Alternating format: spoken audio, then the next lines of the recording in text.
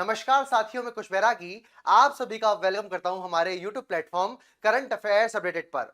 साथियों, Indian economy की series के अंदर हमने लेक्चर नंबर 12 तक कई सारी बातों को जाना था, जैसे राष्ट्रीय आय को कैसे निकाला जाता है, पर कैपिटल इनकम क्या होता है, जीडीपी जीवीए में क्या डिफरेंस होता है, जीडीपी डिफ्लेटर का क्या कॉन्सेप्ट है।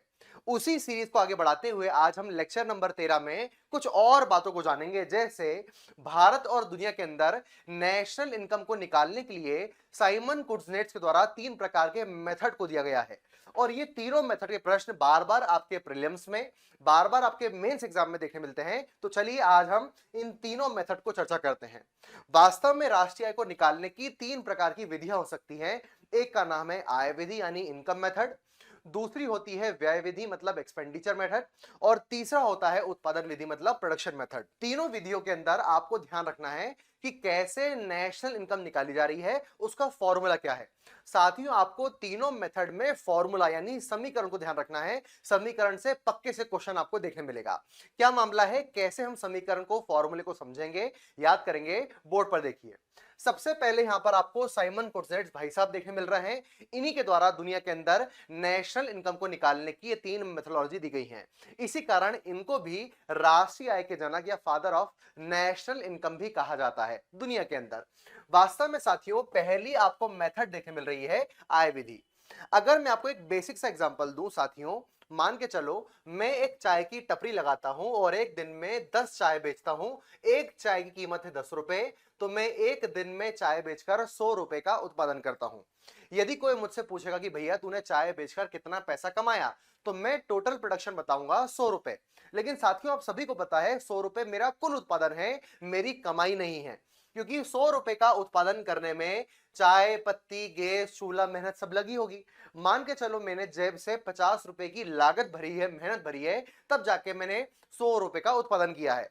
तो वास्तव में जब में प्रश्न आता है कि सर मैंने उत्पादन कितना किया चाय बना बनाकर, आंसर है 100 रुपए। लेकिन मैंने कितनी आय प्राप्त करी, मैंने कितना पैसा कमाया, मैंने कितना लाभ कमाया, आंसर होगा यहां पर 50 रुपए, क्योंकि 50 रुपए मेरी जेब से लागत जा रही है। यहीं पर आपको डिफरेंस समझ में आता है उत्पादन विधि और आय विधि का। वास्तव में आय का मतलब है वह राशि जो उत्पादन के बाद मुझे प्रॉफिट प्रदान करती है, मेरे हाथों में सूखे तौर पर आती है। और यहीं से इनकम मेथड का जन्म होता है।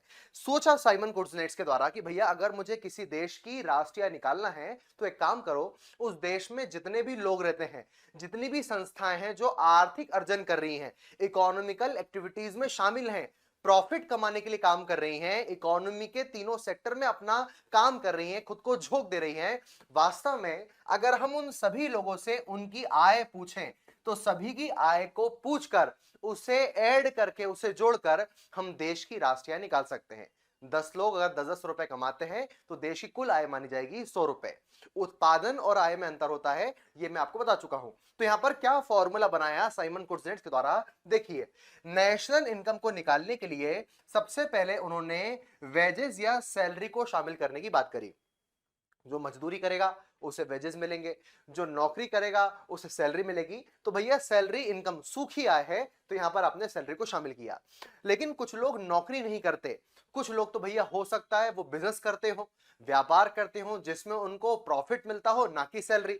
तो भैया अगर कोई बिजनेसमैन प्रॉफिट प्राप्त करता है तो वो भी उसकी आय मानी जाती है। इसलिए सैलरी प्लस प्रॉफिट, क्योंकि तो हम देश के सारे लोग की बात कर रहे हैं ना, देश की राष्ट्रीय आय निकालना है, देश में कई प्रकार के लोग होंगे, कोई सैलरी कमाएगा, कोई प्रॉफिट कमाएगा, तो उसे भी हमको नेशनल इनकम में शामिल करना होगा।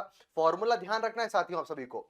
कुछ लोग, जब मान के चलो, कई बार आपने देखा होगा कि भैया ना तो कुछ लोग व्यापार करते हैं ना नौकरी करते हैं। कई सारे बूढ़े लोग ऐसे हैं, उन्होंने घर बना लिया, हॉस्टल बना लिया, अब वो हॉस्टल को रेंट पर देकर रेंट से अपना जीवन चलाते हैं।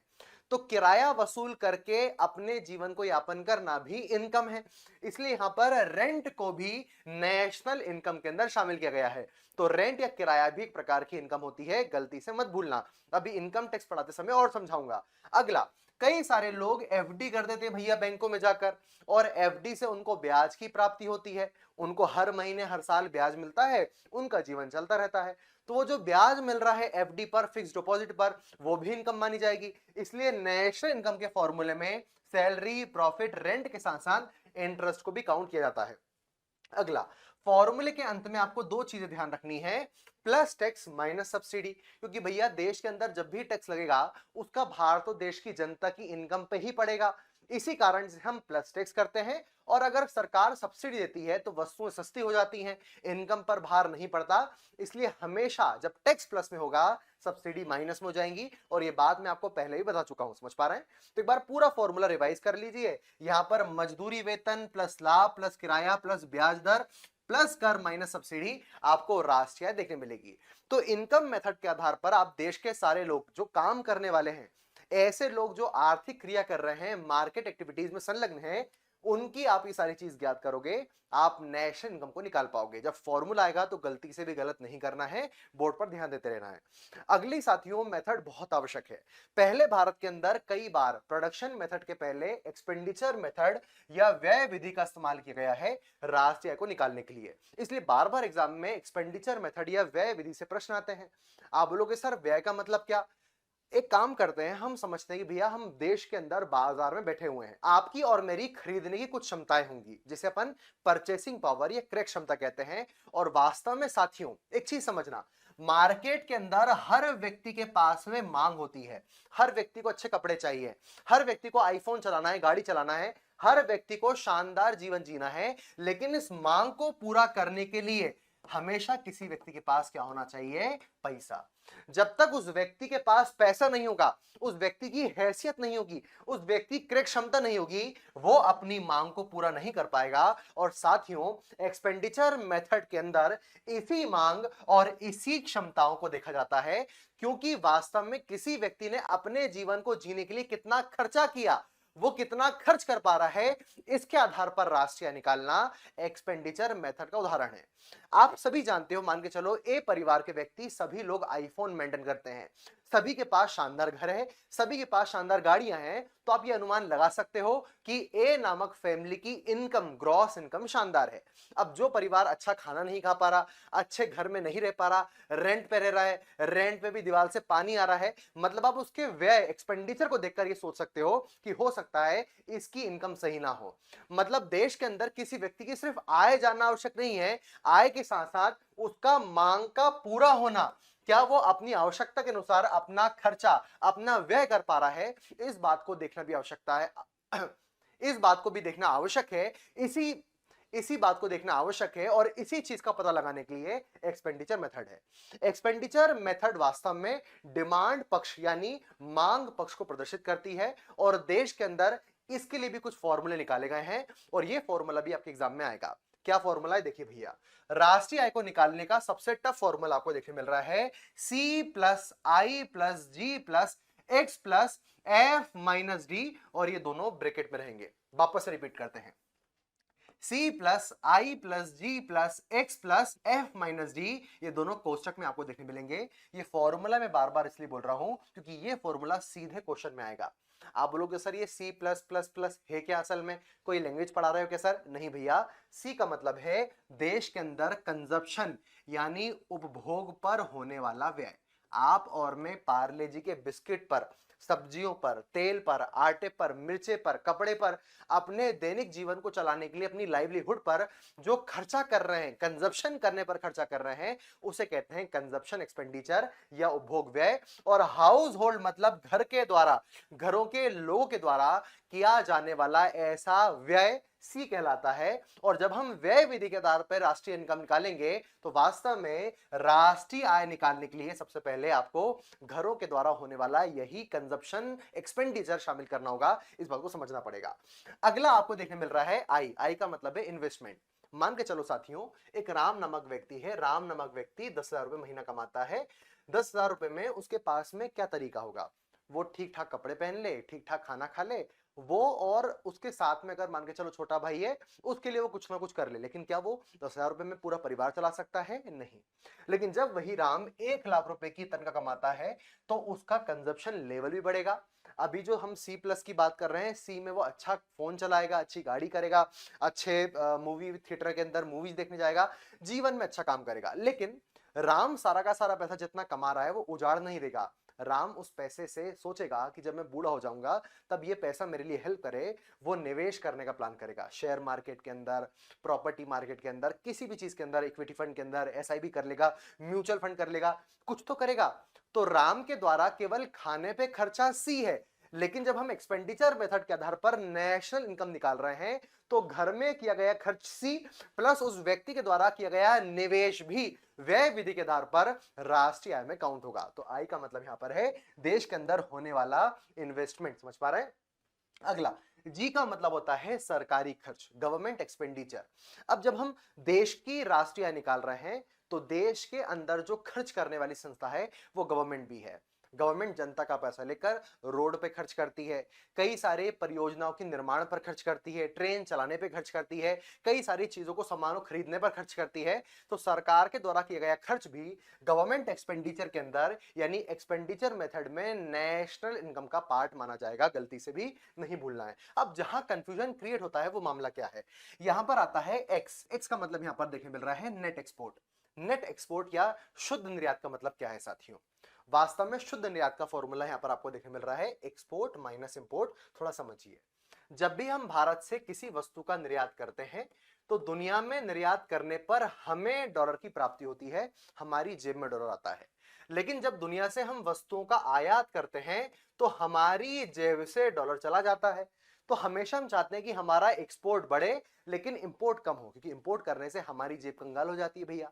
तो साथियों एक्सपोर्ट माइनस इंपोर्ट ही कहलाता है नेट एक्सपोर्ट। जैसे मान के चलो हमने इस मार्कर को एक्सपोर्ट किया और मार्कर का एक्सपोर्ट करके हमें $10 की प्राप्ति हुई, लेकिन दुनिया से आईफोन मंगाने पर हमारी जेब से गया $5। तो हमारे पास जो नेट डॉलर बचा उसका नाम है $5। इसी को हम नेट एक्सपोर्ट मानेंगे। मतलब सीधी बात है, आयात निर्यात को प्लस माइनस करने के बाद तुम्हारी जेब में जितना पैसा बचा वास्तव में इसी से तुम बाद में खर्चा कर पाओगे, ये तुम्हारी खरीदने की औकात दर्शाएगी, हैसियत दर्शाएगी। इसलिए यहां पर नेट एक्सपोर्ट भी इंपॉर्टेंट माना जाएगा एक्सपेंडिचर मेथड में।